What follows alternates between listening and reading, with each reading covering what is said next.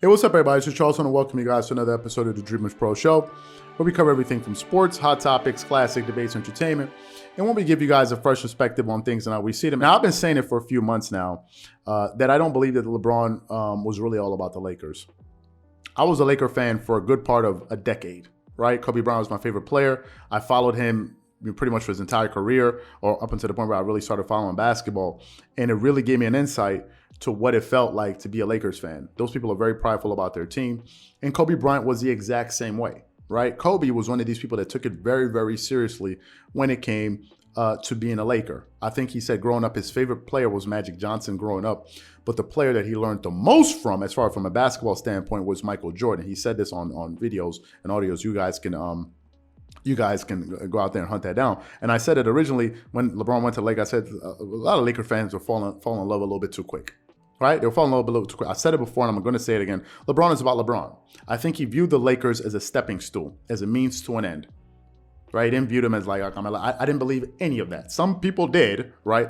Others did. Others didn't, and I was amongst those people that that felt that way. I always felt that Kobe was the last guy that actually gave a damn about that franchise.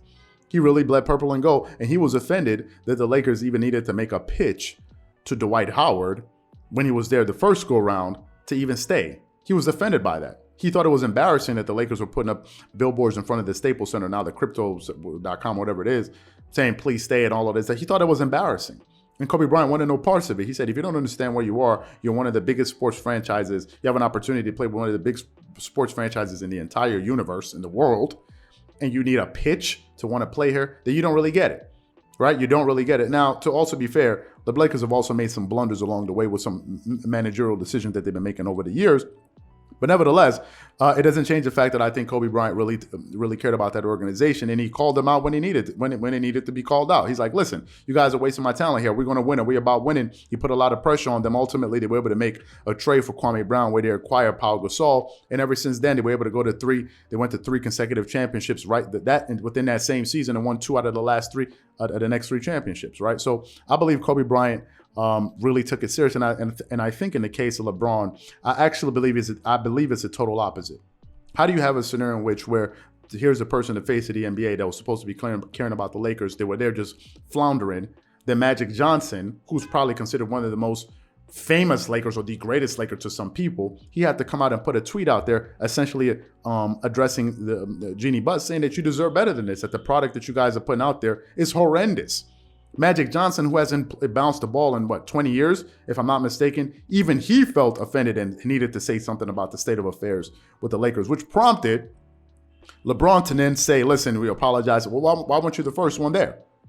Right? So I think the situation that's happening there is a total mess. And we recently got a hold of an article via sportsrush.com that really that says something that pointed to some comments that a Laker insider made, basically expressing some of their fears of some of the challenges that this team that is going through and may possibly continue to face moving forward. So we want to get into this article here and then come back and give you guys our thoughts. Essentially, what the article starts off saying: a Lakers staffer believes that the organization continues to sink each and every day LeBron sits out from play. LeBron James and the Lakers have had a tumultuous 2021-22 NBA season. Currently, they're the 9th spot in the Western Conference. The Purple and Gold are 24-27 and have lost their last 3 games. This short yet growing losing streak has taken place in the absence of James, who continues to sit out. LeBron James did say early this season that he is one of the best offensive zones of his career, and that he isn't looking for a minute of restriction anytime soon. With James being perhaps the only source of positivity for the Lakers, it is clear to see why the organization feels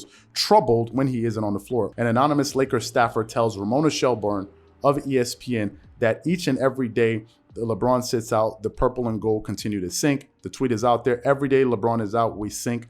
Lakers staffer to Ramona Shelburne. Your team is going to suffer when your best player is not there. This is nothing new. It's not something unique to the Lakers. It's part of sports. If your best player is out, your team is going to suffer. Look at the Clippers.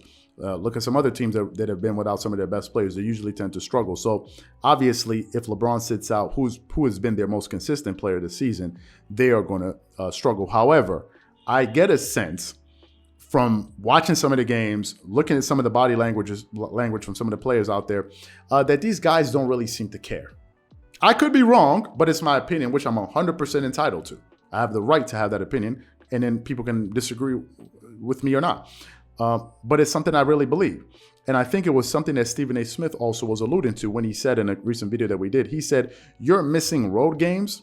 Why don't you miss some of these home games? Alluding to the fact that LeBron has been missing a lot of road games. He's like, listen, a lot of these fans, paraphrasing what he said, essentially saying a lot of these fans only have an opportunity in these road games to see you once in a year.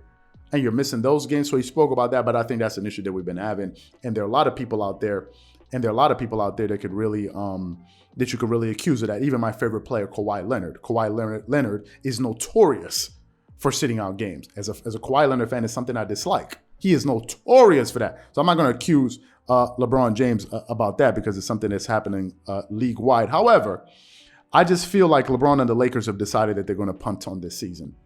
I think they realize that this team is terrible defensively. I think they realize that they constructed the roster was poorly constructed, and now I think it's become about stats. Individual stats for individual players. This season is gone, right? As we currently speak, the Lakers are in the 9th seed in the Western Conference. And if it continues like this, they're going to be in the play-in tournament. And dare I say, they may miss the entire playoffs. It has degenerated to that point where now the Lakers may be in a situation where they may miss the playoffs. And to Laker fans, my question to you guys is, what do you think? Going into this season, did you think that this is what your season was going to turn into? Basically, a stat-a-thon.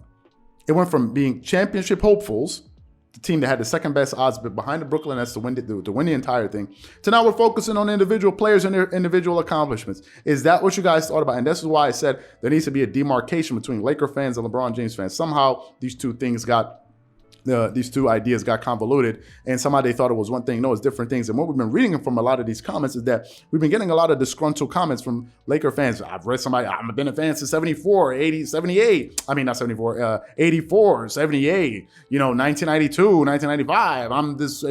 This is a mess. What's happening? That's what we're starting to get.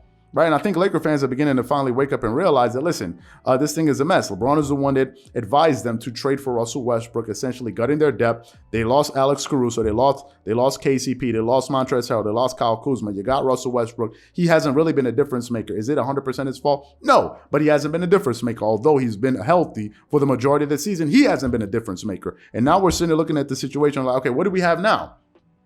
Not only is the team sliding in the standings, players are missing games left and right. And this Laker insider is saying, we are being hurt by all of this happening. The team's chances of winning are being dwindled down. So what I want to know from you guys, what do you think about what this Laker insider said to Ramona Shelburne? Do you think there's any truth to it?